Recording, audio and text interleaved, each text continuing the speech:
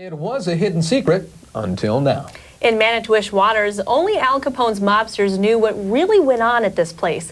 Tonight, in a Fox 21 News exclusive, Wisconsin reporter Melissa Ganji uncovers buried secrets with a world-renowned explorer. A suspected Al Capone hideout has been uncovered in Manitowish waters near Mercer. A hideout so secret, we're not even allowed to reveal the exact location. This place was at one time called Locked Horn Lodge, and it was once a hangout for America's most notorious gangsters. This is gangster hangout here. International explorer and treasure hunter Scott Mitchin of Ashland met Art Brunner last summer. Brunner has lived on his grandfather's property since 1977. His grandfather was associated with Al Capone, and since then, Brunner has been trying to uncover the mystery that surrounds this place. With the help of Mitchin, he was able to put his speculation to rest. I've always speculated, and until last summer when we started looking into this, and the evidence that he compiled, that Scott compiled while he was looking, I'd say it's almost a no-brainer that he was, it really is. The waters of the Manitowish River hold many secrets that have been buried for decades. I put on my scuba gear, I drop down, I leave the 21st century. And I get that goofy feeling and go back into time. The bridge that we talked about went from here across, and it was high.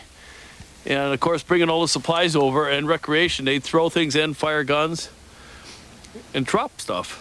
And we go for all of the above. Mitchin has found bullets, weapons, whiskey bottles, and gold jewelry. The reason there's so many of these is they fired in the water just for fun. I'm holding a piece of history. Scott found this .38 caliber revolver in this very spot last summer. It's a 1920 police issue, and as you can see, there's only one bullet missing, which means it was fired once, then tossed in this river. You never know what you're going to find. Literally, you just never know what you're going to find. It's a one-on-one situation with the past being Al Capone. It's a direct link from his hands to mine.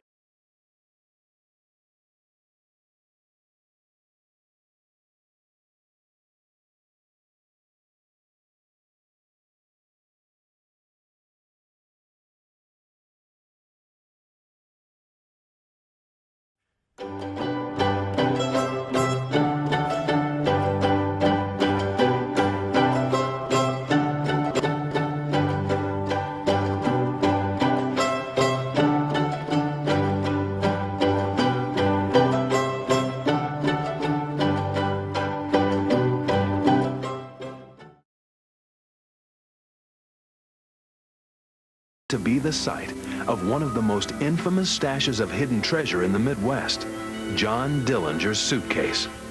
During a frantic escape from the FBI in 1934, Dillinger reportedly hid a suitcase packed with $200,000 on the grounds of a resort called Little Bohemia. The search has been on since. Professional treasure hunter Scott Mitchin has a radically different idea about the fate of Dillinger's suitcase full of cash. People say he buried it, but if he was smart, which Dillinger was smart, why wouldn't he put it where someone would never go? And that would be out in the water. Scott continues his search. It's not long before he picks up another strong signal from his detector. It looked like the corner of a suitcase. My heart started pounding so fast. I mean, it looked perfect. And I just kind of savored the moment and just kept fanning a little bit more and a little bit more. And it got bigger and bigger, and it started fading out, so it looked like the corner of a suitcase, the middle part of it. Much to Scott's disappointment, it proves to be an ordinary hinge. Very interesting.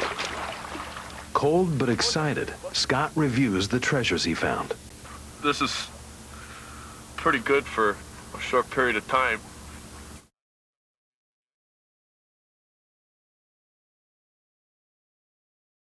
There's a secret buried underneath this village in France. A secret so shocking that the church have covered it up for over 2,000 years. A secret about Jesus and the woman he loved. A secret about the real Holy Grail. This is a film that every avid reader of the Da Vinci Code will want to see, and a film that many in the church hope you don't.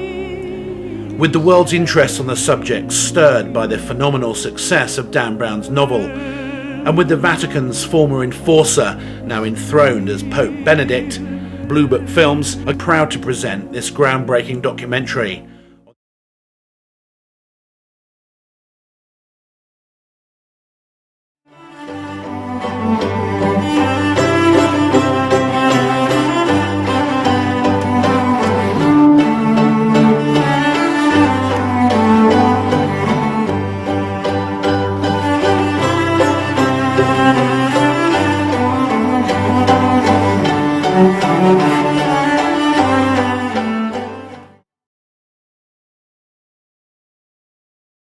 But now, when we get back to the truck, I'll show you the stone hammers like these, that they used thousands of years ago to cut and mine this copper out of here to make those copper spearheads. The hammers they used are two different kinds. Like this is a grooved hammer that they would put a handle onto. Yeah, that's not a big one, not a little one. Oh, you can see the groove. Yeah.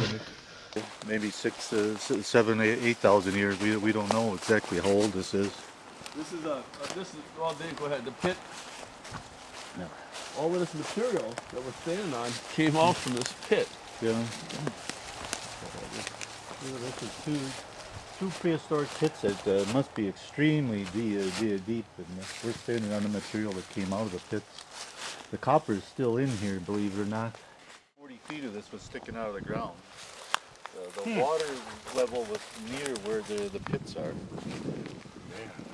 Down there, this is see, this was all water. This whole valley was water.